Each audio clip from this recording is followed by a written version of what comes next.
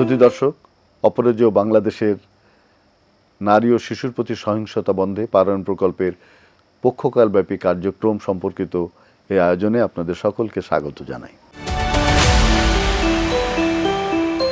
শ্রোতা দর্শক, আমাদের সঙ্গে এই পর্বে আছে দুজন সম্মানিত অতিথি। একজন হচ্ছেন পপি ব্যানার্জি, অ্যাডভোকেট, এই পারায়ণ প্রকল্পের সঙ্গে যুক্ত।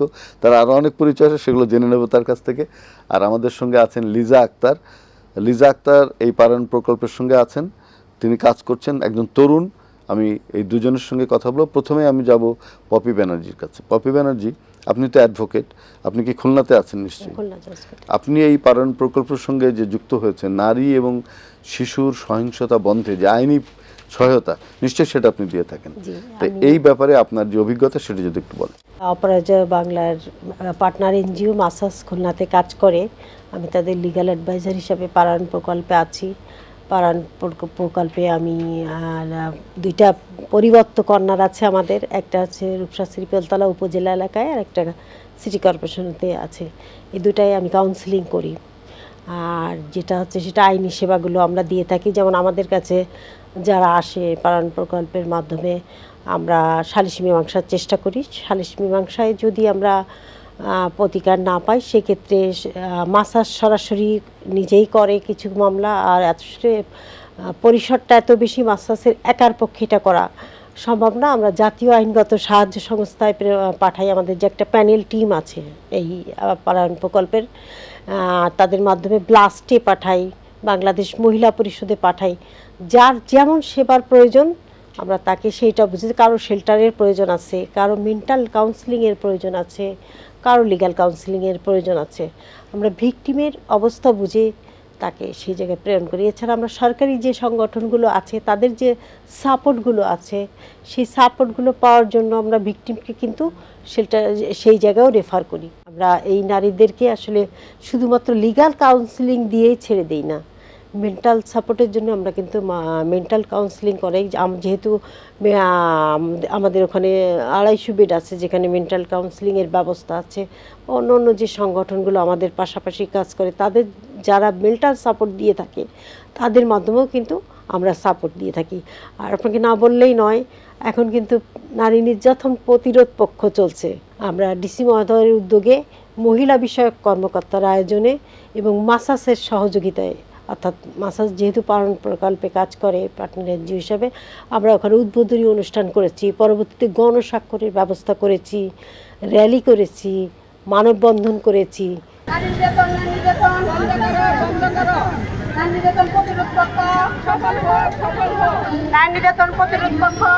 সিরিজ অফ ওয়ার্কের মধ্যে আপনারা আছেন। আপনার কাছে আবারও আসবো লিজা আক্তার। আমাদের সমাজে নারী এবং শিশুর প্রতি যে সহিংসতা হয়, তা কিন্তু অধিকাংশ ক্ষেত্রে তরুণরা কিন্তু বেশি ভিকটিম হয়, শিশুরা বেশি ভিকটিম হয়। তো একজন তরুণ হিসাবে পারায়ণ প্রকল্পের সঙ্গে আপনি যুক্ত হয়ে যে কাজ করছেন, সেই কাজ কতটা সাফল্য লাভ করছে বলে আপনি মনে করেন? আমি যে পারায়ণ প্রকল্পে আছি, আমার ক্ষেত্রে এটা অনেক ভালো একটা প্রজেক্ট বা এটা একটা ভালো একটা প্রকল্প। আমি ইউথ লিডার বা ইউথ ভলেন্টিয়ার। আমাদের এই ক্লাবটি 20 জন সদস্য নিয়ে গঠিত হয়েছে, যেখানে আমরা 15 জন সিলেক্ট হয়েছি। আমরা এখানে নিজের ইচ্ছায় বা স্ব ইচ্ছায়। আপনি কোন অঞ্চলে কাজ করেন?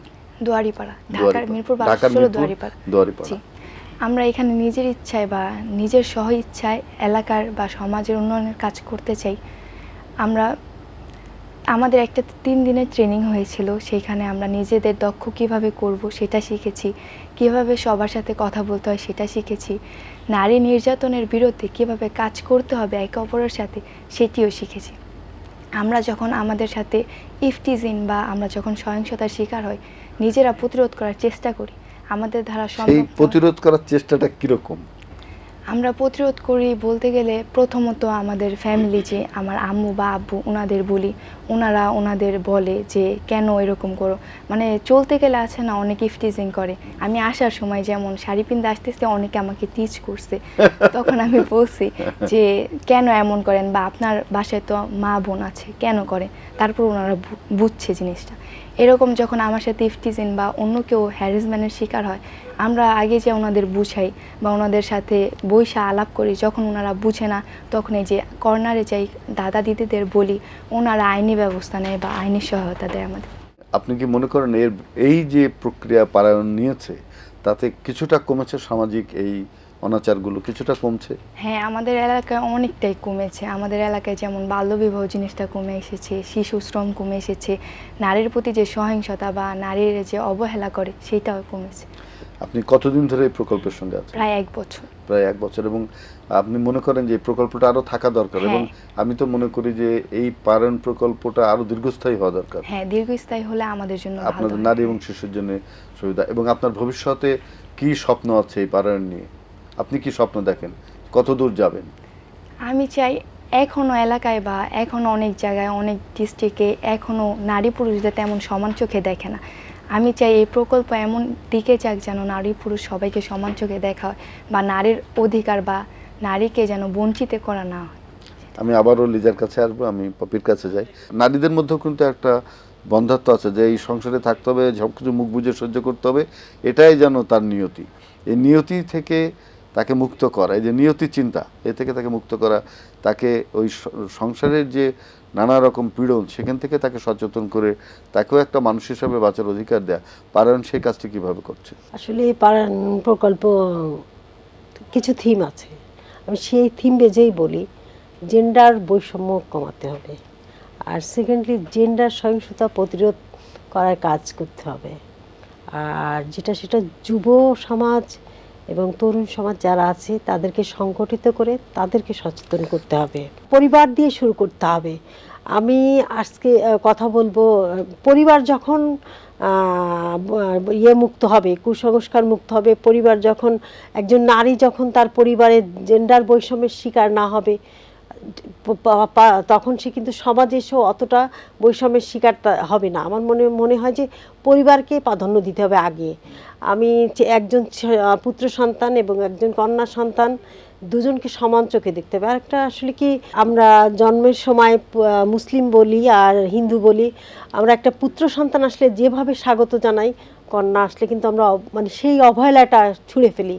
ওই জায়গা থেকে আমাদের বেরিয়ে আসতে হবে। আর পরিশেষে আমি যেহেতু একজন আইনজীবী, আমি বলবো যে আমাদের এই জায়গা থেকে বেরিয়ে আসতে হলে আইনের সংস্কার দরকার, এবং আমরা যে আইনগুলো আছে তার বাস্তবায়ন দরকার। এর জন্য আইন বিভাগ, শাসন বিভাগ, বিচার বিভাগ সকলের একসাথে কাজ করার দরকার, এবং প্রতিটি বিভাগ যদি সক্রিয়ভাবে কাজ করে, আর সমাজ তাহলে কুলসিত হবে না, জেন্ডার বৈষম্য থাকবে না। আর আমরা যেটা চাচ্ছি, প্রাণ প্রকল্পটা যে চাচ্ছে যে জিনিসটা, আর কেবল সবে 1 বছর কাজ শুরু হয়েছে, এই প্রকল্প যদি মেয়াদ আরও বৃদ্ধি পায়, আমরা মনে করি আমরা যে লক্ষ্য নিয়ে কাজে নেমেছি অবশ্যই লক্ষ্যে পৌঁছাতে পারবো। অনেক ধন্যবাদ লিজা আক্তার, যে লক্ষ্যের কথা বললেন আমাদের আজকের অ্যাডভোকেট মহোদয়। তো সেই লক্ষ্য কিভাবে মানে অর্জিত হবে, কি বিশ্বাস কি আপনার আছে?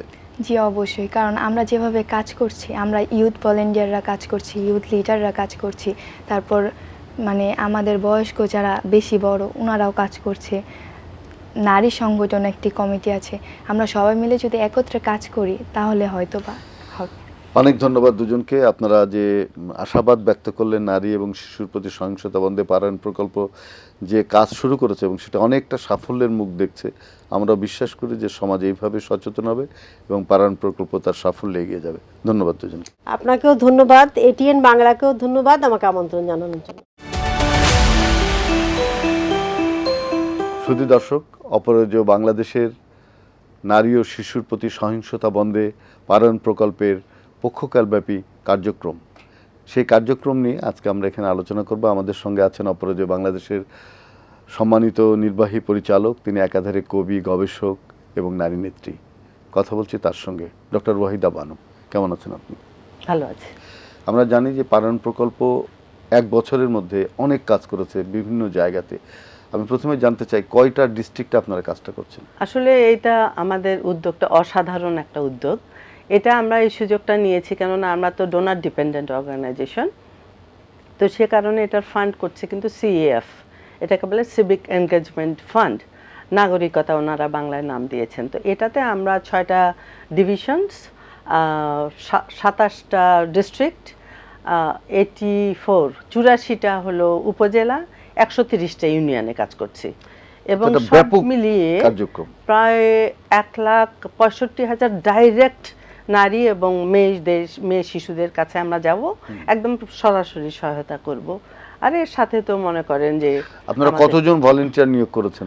এখানে আমার টোটাল আছে 19 জন ভলান্টিয়ার আছে, আর টোটাল স্টাফ 50 জন মতো।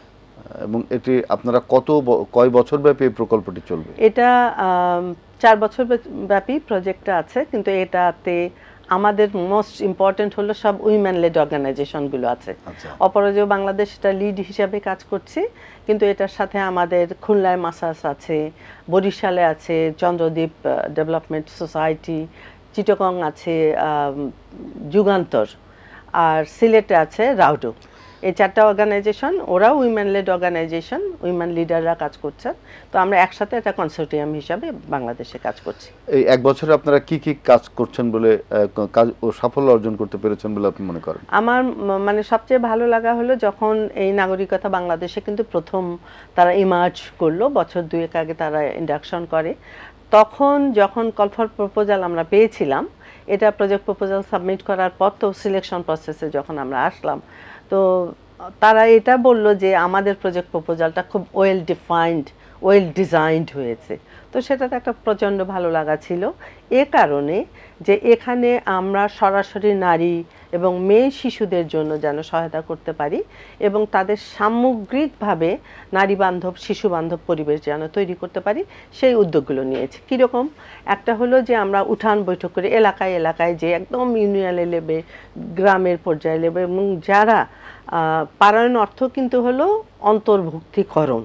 তো যে মানুষগুলো, এক্সক্লুসিভ সোসাইটি তৈরি। দ্যাটস রাইট, যে মানুষগুলো, যে নারীরা কখনো এই অধিকার কি, সুযোগ সুবিধা কি, সরকারের কি সুযোগ সুবিধা আছে, এগুলো সম্পর্কে কিছুই জানে না, তাদেরকে গ্রুপ গ্রুপ করে শেখানো হয়। এটা 1 নম্বর কাজ, যেটা একদম ডাইরেক্ট কিন্তু তাদের কাছে আমরা যাচ্ছি। আর একটা হলো যে আমরা একটা পরিবর্তন কর্নার করেছি, নামটা বুঝেই আপনি বুঝতে পারছেন যে পরিবর্তনের জন্য যে কর্নার। এখানে সারাদিনে 20 থেকে 30 জন মেয়েরা আসে, মহিলারা আসে, যাদের অনেক কথা বলার থাকে, তারা অনেক সমস্যায় আছে, তাদের এটা লিগ্যাল ইস্যু থাকতে পারে, সোশ্যাল ইস্যু থাকতে পারে, মনোসামাজিক ইস্যু থাকতে পারে, তাদের যে কোনো অবস্থার ভিতরে তারা ঝুঁকিপূর্ণ আছে, সেই কথাগুলো তারা বলে। তখন আমাদের যে councillor, social worker, field officer, তারা এটা ডিল করেন। এটা এখান থেকে ডাইরেক্ট সাপোর্টও দেওয়া হয়, আবার রেফারেন্সের জন্য অন্য জায়গায় পাঠিয়ে দেওয়া হয়। তারপর গণশুনানি করা হয়, যেখানে গভর্নমেন্ট অফিসাররা থাকেন, আমাদের এলাকার মানুষ কি কি সুযোগ সুবিধা পাওয়ার কথা ছিল তারা পাননি, ওনারা আবদারও করেন। এর পাশাপাশি আমাদের এই নারীর যে নীতি আছে, নীতিমালা আছে, সে নারীর নীতিটা আসলে 2011 সালে হবার পরে কোনো রিভাইজ বা রিভিশন হয়নি। তো আমরা এই প্রজেক্টের মাধ্যমে এটা রিভিশন করার চেষ্টা করছি। আর একটা হলো যে মেয়েরা, নারীরা যারা বাসাবাড়িতে কাজ করে, অথবা খেতে খামারে কাজ করে, অথবা কোথাও কাজ করে না, গৃহস্থালির কাজ করে, তারা যে পয়সা পেলে বা আয় করলে আমাদের দেশের জিডিপিতে একটা কন্ট্রিবিউশন করত, এটা আসলে এখন ওইভাবে স্বীকৃত নয়। তো এখানে আমরা এটাও একটা গবেষণা করব যে যে নারীরা কোনো বেতন পায় না, তারা যে সারাদিন রাত কাজ করে, তাদের মূল্যটা কত এবং জিডিপিতে তাদের অংশগ্রহণটা কত। এটার পাশাপাশি আসলে গুডম্যান ক্যাম্পেইন, তারপর free stage campaign, through us with us আমরা তরুণদের জন্য করেছি, যে এই পুরো প্রোগ্রামটার সাথে তরুণরা থাকবে, যে যা কাজ করব সেখানে তরুণরা থাকবে এবং তারা আমাদের সাথে কাজ করবে।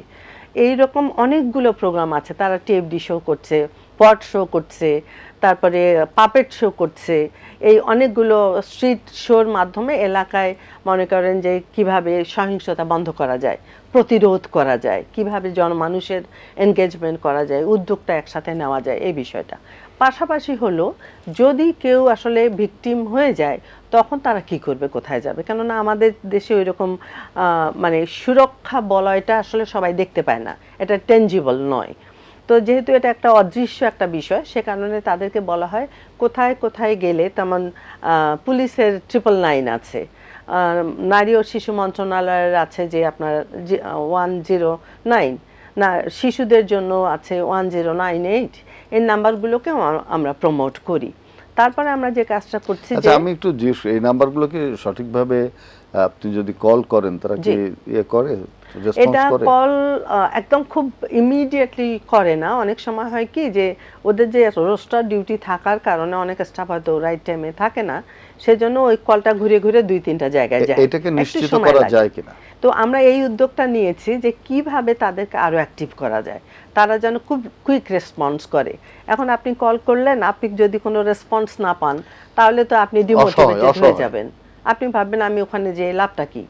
তখন আপনি খুঁজবেন, অথবা আপনি মনে করবেন যে না ওখানে যে আমার কোনো লাভ নেই, অথবা আমাদেরকে দোষারোপ করা হবে যে এরা যে কাজ করছে আসলে কাজগুলো এফেক্টিভ হচ্ছে না। ওই জায়গাটাকে অ্যাক্টিভ করতে হবে, এই জায়গাগুলোকে আমরা চাচ্ছি অ্যাক্টিভ করতে। পাশাপাশি যে কাজটা আমরা খুব গুরুত্বের সাথে করছি সেটা হলো যে আমাদের এলাকায় যত ইউথ আছে, আবার সিবিও এতগুলো অর্গানাইজেশন আছে, এনজিও আছে যাদের হয়তো ফান্ড টান্ড একেবারে নেই, তাদের কোনো কর্মকাণ্ড নাই। তো এই কর্মকাণ্ডের ভিতরে আমরা তাদেরকে এনগেজ করেছি, এবং এখানে যারা একটু অ্যাডাল্ট আছেন, রিটায়ার্ড লোকজন আছেন, প্রফেশনাল, ডক্টর, ইঞ্জিনিয়ার, তারপর আপনার লয়ার, সবাইকে, টিচার, ট্রেড ইউনিয়নিস্ট, সবাইকে আমরা ইনক্লুড করতেছি যাতে করে ওই এলাকাটা নারী বান্ধব, শিশু বান্ধব একটা পরিবেশ তৈরি করতে পারে। আর পাশাপাশি আর একটা কাজ আমরা করছি, যেহেতু সারা বাংলাদেশে প্রায় 130টা ইউনিয়ন, তো বিশাল একটা ব্যাপার। তো 130টা ইউনিয়নের আমি যদি 1,65,000 মানুষকে দেখতে চাই যে তারা আমার প্রোগ্রামে কাজ করছে, খুব ভালোভাবে কাজ করছে, যা বলা হচ্ছে বুঝতে পারছে, এই জন্য আমরা একটা ডিজিটাল অ্যাপস বানাচ্ছি, যেটাকে বলছি iOS অ্যাপস। ওটার বাংলার নাম আমি দিচ্ছি কেতন, হ্যাঁ, উন্নয়নের কেতন, যাতে করে বাংলাদেশের যে কোনো কর্নারে আমাদের স্টাফরা যে কাজগুলো করবে সেটা সেন্ট্রালি আমি এখান থেকে বসে দেখতে পারবো, আমার পার্টনাররা দেখতে পারবে, আমার ডোনাররা দেখতে পারবে। তো এটার মাধ্যমে আসলে আমাদের কাজগুলো দৃশ্যত মনিটর করার জন্য, ট্রান্সপারেন্সি, অ্যাকাউন্টেবিলিটি এনশিওর করার জন্য এটা আমরা করছি। এবং পাশাপাশি আমার যে সিভিল সোসাইটি অর্গানাইজেশনগুলো আছে, পার্টনার যারা আছে, তারাও কিন্তু এই কাজগুলোর সাথে একদম ওতপ্রোতভাবে যুক্ত আছে। আর সবগুলো কাজ তো আমার স্টাফরা করতে পারবে না, অথবা আমি করতে পারবো না। সে কারণে আমরা যেটা করেছি, iOS অ্যাপসের জন্য একটা আইটি আমরা কনসালটেন্ট নিয়েছি। আবার এই দুটা যে বিষয়ের উপরে আমরা কাজ করব সেটার উপরে আমরা আবার দুইজন, মানে ওটা বিডিংয়ে যাচ্ছে, দুটা গ্রুপ অফ কনসালটেন্টকে দিয়ে আমরা সারা বাংলাদেশে কাজটা করাবো, যাতে করে বছরের শেষে, মানে একদম প্রজেক্ট শেষে, আমরা একটা স্টাডির মাধ্যমে যে সুপারিশগুলো আসবে সেগুলো আমরা সরকারের টেবিলে এটা জমা দেব, যে এই পরিবর্তনগুলো অথবা এই অ্যামেন্ডমেন্টগুলো আনা খুবই জরুরি। এই যে আমরা সারা পৃথিবীতে 16 ডেজ অফ অ্যাক্টিভিজম চলছে, তার পার্ট হিসাবে কিন্তু আমরাও সারা বাংলাদেশে যতগুলো জায়গা বললাম সব জায়গায় আমরা কাজ করছি।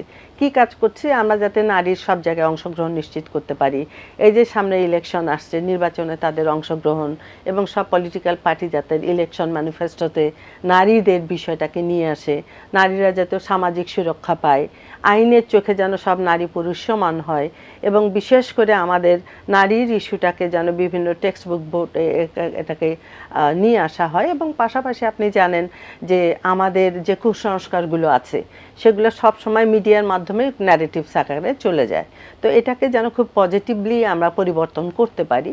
পাশাপাশি আমরা যে আপনি জানেন যে সারা পৃথিবীতে ক্লাইমেট অ্যাকশনসের জন্য, মাইগ্রেশন, ইন্টারনাল মাইগ্রেশনের জন্য কিন্তু সবই বাড়ছে, হ্যাঁ, সহিংসতা বাড়ছে, মাইগ্রেশন বাড়ছে, ট্রাফিকিং বাড়ছে। তো এই জিনিসগুলো যেন বাংলাদেশ সরকার অ্যাড্রেস করে, সেই জায়গাতে আসলে বিশেষ করে 16 ডেজ অফ অ্যাক্টিভিজমের পক্ষ থেকে আমরা এই বিষয়গুলো সরকারের কাছে তুলে ধরছি। অসাধারণ, আমরা আপনার সাফল্য কামনা করছি। বিশ্বাস করি যে পারায়ণ প্রকল্প আমাদের বাংলাদেশে একটা নারী শিশুর সহিংসতা বন্ধে জাগরণ ঘটাবে, বিপ্লব তৈরি করবে, এবং নতুন একটা প্যারাডাইম শিফট হবে এই জায়গায়, আমি এটা বিশ্বাস করি। ধন্যবাদ। ধন্যবাদ আপনাকে, ধন্যবাদ এটিএন বাংলাকে। অপরাজেয় বাংলাদেশের নারী ও শিশুর প্রতি সহিংসতা বন্ধে পারায়ণ প্রকল্পের পক্ষকালব্যাপী কার্যক্রম, এই কার্যক্রমের সঙ্গে যারা যুক্ত এই পর্বে তাদেরই দুজনকে আমরা আজকে অতিথি হিসাবে এনেছি এবং কথা বলছি। পরিচয় করে দিচ্ছি তাদের সঙ্গে। সিনথিয়া ইসলাম, তিনি অপরাজেয় বাংলাদেশের পারায়ণ প্রকল্পের সঙ্গে যুক্ত আছেন, একজন মাঠ পর্যায়ের কর্মকর্তা, জি, এরিয়া ম্যানেজার, মাঠ পর্যায়ে কাজ করেন। আর আছেন জান্নাতুল ফেরদৌস মাসুমা, আপনি এই পারায়ণ প্রকল্পের কোন জায়গায় কাজ করছেন? আমি হচ্ছে নারী মুক্তি দলের সভাপতি। আমি প্রথমে যাব সিনথিয়ার কাছে। সিনথিয়া, এই পারায়ণ প্রকল্পের যে পক্ষকালব্যাপী কার্যক্রম চলছে সে সম্পর্কে আপনি যদি আমাদের একটু অবহিত করেন। আচ্ছা, আমরা সবাই জানি যে 25শে নভেম্বর থেকে 10 ডিসেম্বর আমরা হচ্ছে নারীর প্রতি সহিংসতা প্রতিরোধ কর্মসূচি পালন করে থাকি। তো এই উপলক্ষে আমাদের হচ্ছে 25 তারিখ থেকে কার্যক্রম শুরু হয়েছে। 25 তারিখ আমরা র্যালি করেছি, মানববন্ধন করেছি, এছাড়া আমরা সিগনেচার কালেকশন করেছি, এছাড়া আমরা ফ্রি স্টেজ ক্যাম্পেইন করেছি, যেখানে হচ্ছে বিভিন্ন নারীরা যারা হচ্ছে নির্যাতনের শিকার হয়েছিল বাট কিভাবে তারা হচ্ছে ওভারকাম করে এখন সমাজের মূল ধারায় ফিরে এসেছেন, তারা হচ্ছে তাদের গল্পটা শেয়ার করেছেন আমাদের সাথে। এছাড়া আমাদের গুডম্যান ক্যাম্পেইন আছে। আমরা তো নারীরা হচ্ছে নির্যাতনের শিকার হয়ে তারা কিভাবে মূল ধারায় ফিরে আসছে সেই গল্পগুলো আমরা শুনি, কিন্তু আমাদের গুডম্যান ক্যাম্পেইনের মাধ্যমে আমরা জানতে চাই একজন নারী যখন নির্যাতনের শিকার হচ্ছে পুরুষ হিসেবে কিভাবে তাকে সহযোগিতা করছে। আমি যাই আমাদের জান্নাতুল ফেরদৌসের কাছে। আচ্ছা জান্নাতুল ফেরদৌস, আপনি একজন তরুণ, এই যে পারায়ণ প্রকল্প তার যে পক্ষকালব্যাপী কার্যক্রম চলছে, এখানে নারী এবং শিশুর প্রতি সহিংসতা বন্ধে তরুণরা কিভাবে কাজ করছে এবং আপনার এই কাজের অভিজ্ঞতা কি? আমরা যেভাবে কাজ করছি সেটা হচ্ছে আমাদের এখানে একটা পরবর্তীতে কর্নার আছে। ওই আমাদের যারা হচ্ছে নারীর প্রতি সহিংসতার শিকার হচ্ছে, নারীর প্রতি সহিংসতার কিন্তু শিকার অনেকভাবেই হওয়া যায়, যেমন সামাজিকভাবে হচ্ছে, অর্থনৈতিকভাবে হচ্ছে, পারিবারিক থেকে হচ্ছে। তো যারা আসলে এ ধরনের সহিংসতার শিকার হচ্ছে তাদেরকে হচ্ছে আমরা আমাদের পরবর্তী কর্নারে রেফার দিই। সেখান থেকে আমাদের আপুদের কাছ থেকে তারা কাউন্সেলিং নিতে পারে এবং আমরা হচ্ছে লিগ্যাল এইডের সরাসরি কানেকশন করায় দিই, তারা ওইখান থেকে সাপোর্ট দিতে পারে। আচ্ছা, তো এই প্রকল্পে কাজ করতে গিয়ে আপনি এরকম কোনো বাধার সম্মুখীন হয়েছেন যে আপনি এই কাজটা করতে চাচ্ছেন কিন্তু সামাজিক বাধা আসছে কিংবা যে কোনো দিক থেকে বাধা আসে? হ্যাঁ হ্যাঁ, আসলে এটা হচ্ছে আপনার সামাজিক বাধাটাই সবচেয়ে বেশি আসে।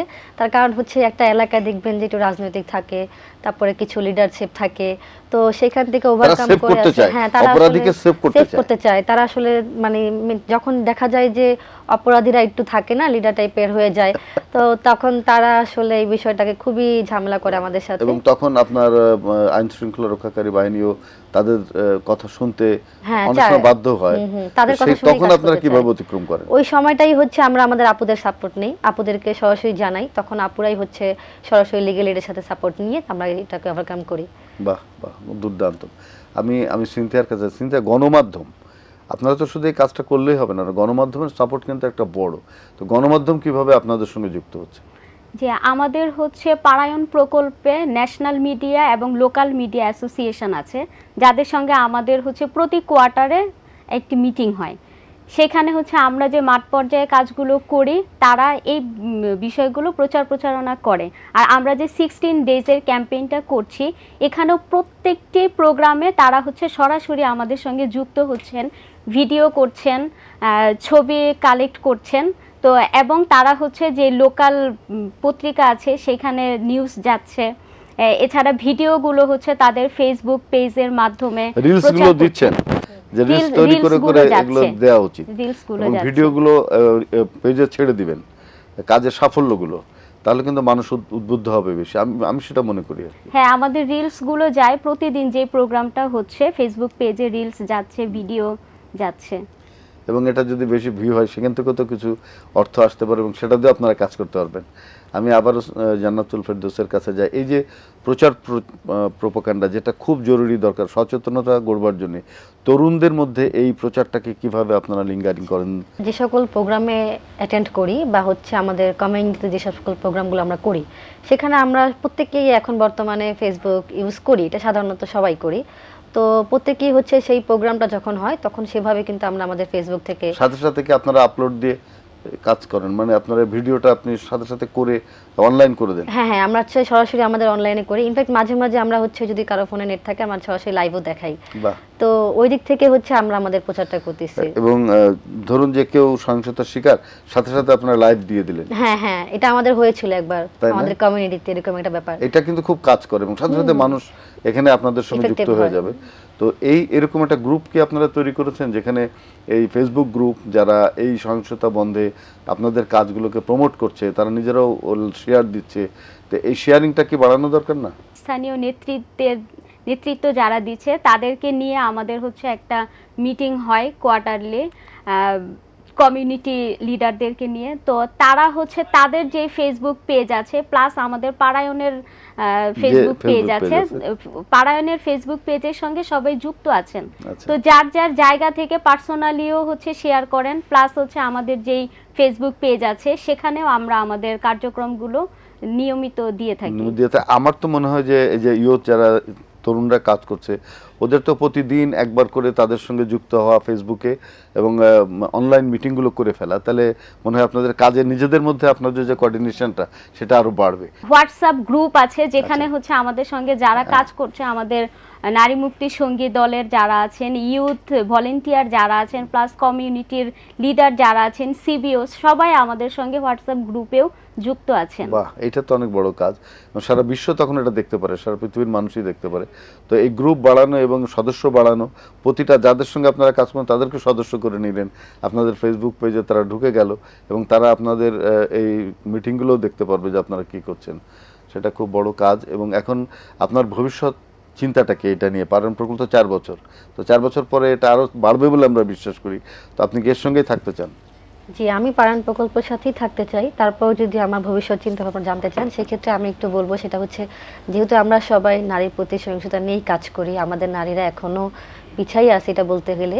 তো যদি পারায়ণ প্রকল্প যেমন থাকে না, আমাদের নারীদেরকে সহিংসতা কমানোর জন্য তাদের হচ্ছে কোনো অর্থনৈতিকভাবে সাপোর্ট দেওয়া বা কোনো আপনার আইনমূলক আইনি সহযোগিতা দেওয়া, তারপর হচ্ছে আইনমূলক কাজের সাথে তাদের অ্যাড করে দেওয়া, হ্যাঁ, এভাবে দিলে হচ্ছে নারীরা কিন্তু অনেকটা আত্মনির্ভরশীল থাকবে। বাহ, খুব চমৎকার। আপনার কিছু কথা থাকলে বলেন পারায়ণ প্রকল্প নিয়ে, শেষে আপনার স্বপ্নের কথা বলতে পারেন।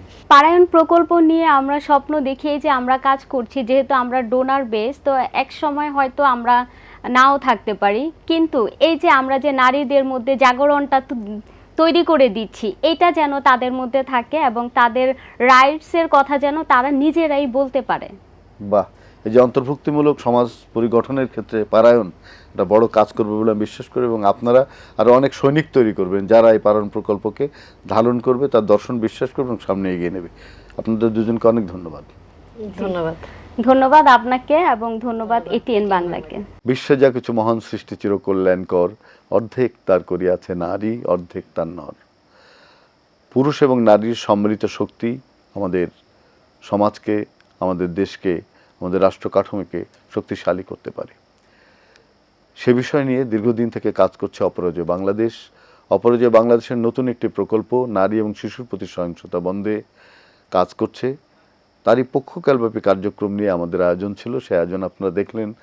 আমরা চাই যে আমাদের সমাজ নারী এবং পুরুষের সম্মিলিত শক্তিতে উজ্জীবিত হোক, নারী এবং শিশুর প্রতি সহিংসতা বন্ধ হোক, আমরা সবাই সুস্থ থাকি, সুন্দর থাকি, এক নতুন বাংলাদেশ গড়ে তুলি। সবাই ভালো থাকবেন, সুস্থ থাকবেন।